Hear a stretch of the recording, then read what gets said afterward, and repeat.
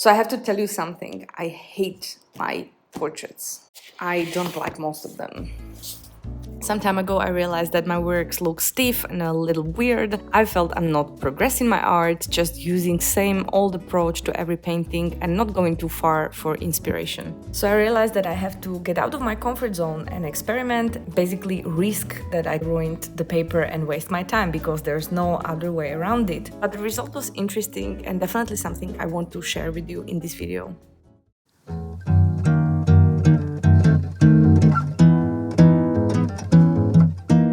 Let's find some reference photo to work from. And my favorite site to find good references for projects is Pexels. You can create collections, it's like folders with different images that you find inspiring. This particular portrait of a girl holding a flower is just wonderful. I felt inspired by it instantly, and I think this is the first rule that I have when it comes to creating dynamic artworks, that if I feel that spark, that little voice telling me, yes, I want to paint this, that's the first sign that it might just work. Because there are so many beautiful photos online, but only a handful of them give me this reaction.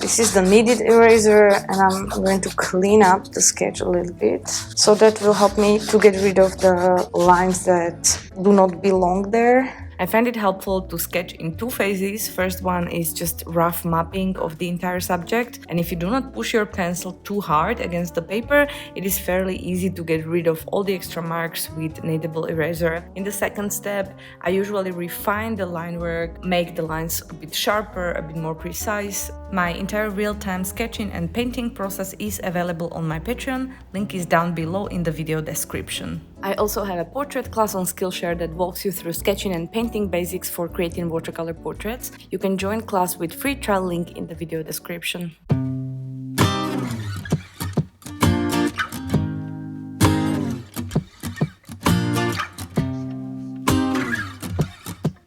This is probably my favorite color of all in this desert set. This is desert orange. Love it so much. I'm gonna be using it a lot. And then this one is also very interesting. That's desert green.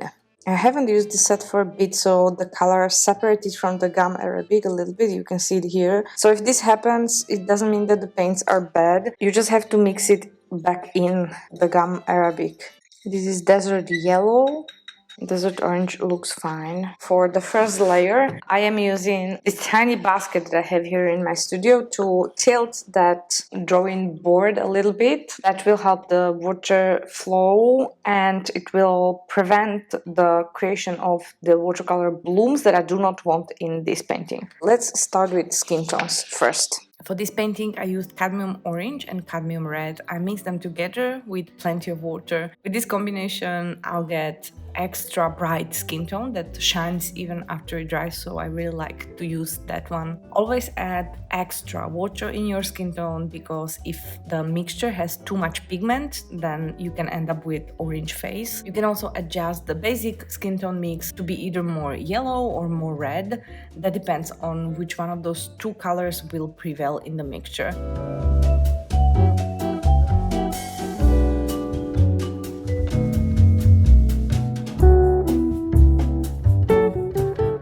So I'm adding a bit more red in areas that look like they need more red, around the eyes. There is no highlight to preserve complete white paper, so you don't have to do that. Maybe just a little bit in the bottom lip here. The skin may appear just a little bit more grayish, so I'm mixing in lavender.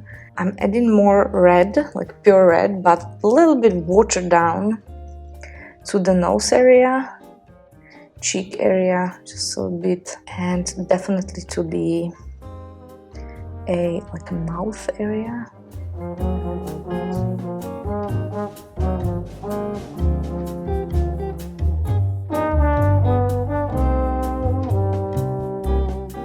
While we still have the skin tone mixed, we can do the hands. The entire area I'm going to paint with the skin tone. We also have a couple of areas that appear a bit more red than the other. Lavender, I use it where there's a bit grayish tone. At this point of the process, I have to abandon the reference photo and I have to start creating in my own way. If you want to experiment and create more movement within a piece, I found is that working wet in wet is key. Wet in wet means that you dampen your paper before placing watercolor in it, so when the color touches the paper, then it spreads. If you ever try this approach, maybe you can relate, but it's crazy hard to control and many of us avoid it because of that. This time I decided to just let go of the control and let the paint to do what it wants. I'm going to just very carefully go in. This is me kind of trying to invent something that is not in the reference photo, so I just try to find some balance. And I'm gonna start adding orange.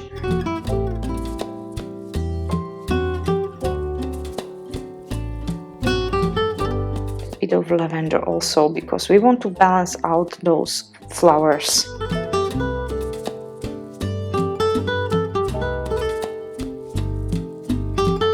The desert set is ready to be used some more in the background. You must be going like, oh my god, what is she doing? What a mess. A few years ago, I would have taken this painting and thrown it out the window because I would just find it beyond repair. But today, I guess this is just what I needed to feel, the freedom of throwing the paint around and not be worried about what the painting will look like in the end. It's like best things in life always just happen, rarely they can be forced and planned, so maybe it will work for a painting also. I'm gonna do some splatters with the orange, the cut orange here, because I really want them to pop.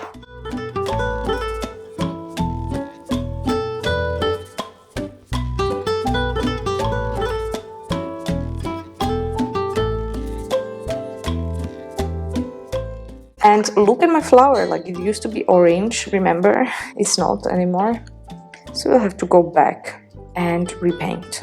Some more splatters, especially here. I'm gonna do some sprinkles with lavender as well because I like that effect. If it stays like this, which it won't, then that would be lovely. Because I really love the pop of the lavender against the orange. That looks really awesome. I think the first layer is done now. We have to let it dry and then we'll see what part of the background we're going to cover up and what part we're going to leave like this.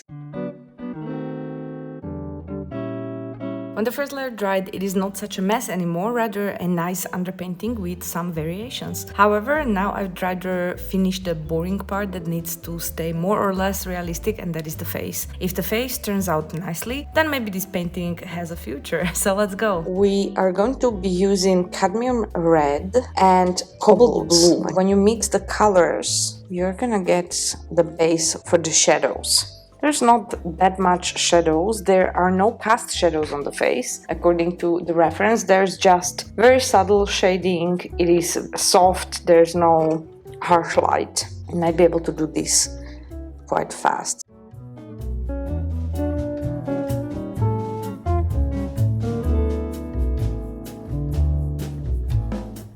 Painting shadows on a face can be pretty boring if they are soft and barely visible like here. Strong cast shadows, they give me more to work for, so they're a bit more fun. I prefer to do this with my Pro Arte flat brush because of its soft bristles. With that brush I can smoothen the edges of the paint that I just applied very easily. I should have my materials for the portrait that I'm painting listed in the video description down below. I'm even using a bit of lavender, which is softer, more pastel-y, kind of cool color to mix into your skin tone, and it has quite a nice effect. Okay, so we need to shade the nose. There's no way around it. I'm gonna use Payne's Gray for the eyes. Maybe I'm still just missing some more red, like clean red. transparent red here on the cheeks. So artist paper is really great that you can add these thin layers in order to enhance the painting. Every layer fades a lot on artist paper, but it allows you to add a lot, and that creates a beautiful watercolory transparent effect.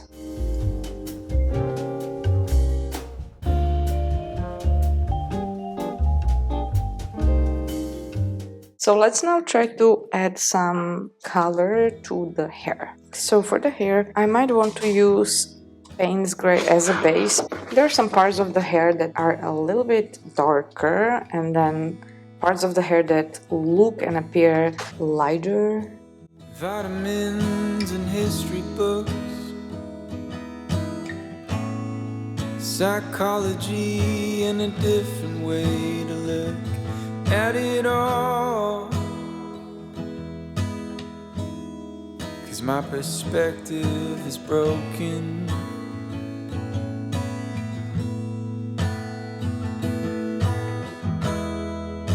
If suffering's a way to earn your keep, I better start putting miles on my feet. Oh, I like this very much. But I'm so tired of wandering. It's been a few days since I left this painting like this because of the crazy schedule, but I'm getting back to it after, well, about 7 days, trying to finish it.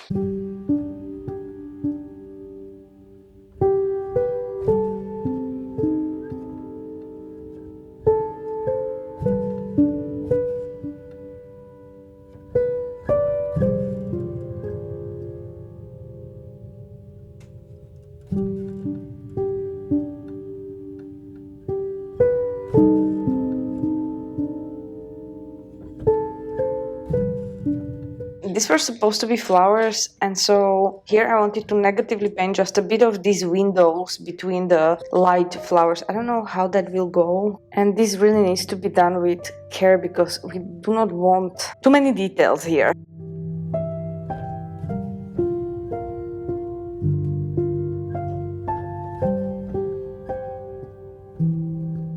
And since lavender is just a little bit opaque, we can create pops of the purplish flowers here.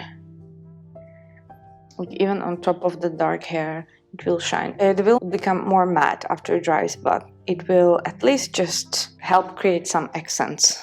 So we need to get back and try to do the background. With a nice underpainting like this one, all you need is to create some separation between background and stuff in the foreground, like these wreath flowers. And this can be achieved best with negative painting technique. I did not want to cover the entire underpainting, so I just placed the pigment where I needed the separation and then used spray bottle to diffuse the pigment. I just love this overlay effect. It's very effective, very interesting to try.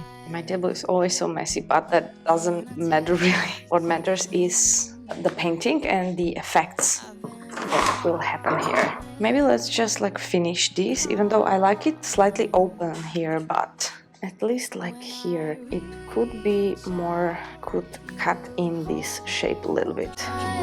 Was it a rainbow falling? Was it a rainbow falling when I touch you? Okay, so I dried the painting and I looked at it from afar and I'm loving this. Even though at first glance it looks like chaos, but there's a lot of dynamics which I really love going on in the background. The movement is like soaking into the figure, and the gesture of holding that flower, it's going through the entire scene. I love that, and I think that I'm gonna finish this with colored pencil, very bright orange. But before I lay down the final stroke that I'm so desperate to draw, I have to finish some parts that still feel a bit rough, especially the hands and the folds of the clothes. This is actually very boring work to watch, these adjustments, but when you're in the zone and nearing the finish line, you don't even notice it when you spend extra half an an hour tweaking these little unimportant so-called imperfections. When I teach live workshops, sometimes I have to friendly and gently nudge people to stop working on their paintings at some point, and this is helping them because otherwise they would very easily overwork the painting at this stage. Sadly, there's nobody in my studio taking my brushes away, so yeah, what a shame.